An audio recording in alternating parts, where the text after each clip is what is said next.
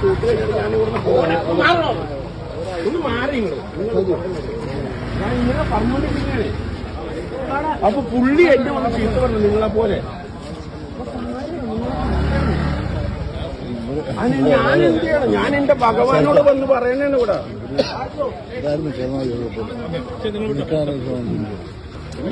എന്റെ ഭഗവാൻ എനിക്ക് ജോലി തരണം. എന്റെ ഭഗവാൻ എനിക്ക് നാളെ ജോലി തരണം. സർവത്ര ശിവം. എനിക്ക് മനസ്സിലായിരുന്നു.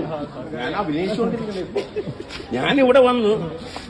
ഞാൻ 2 ദിവസം മുമ്പ് വന്നതാ. ഭയങ്കര തിരക്ക് ഇവിടെ പരിപാടി. ആരെങ്കിലും ഈ നാടായിട്ട് ബന്ധപ്പെട്ട ആരെങ്കിലും ഉണ്ടോ?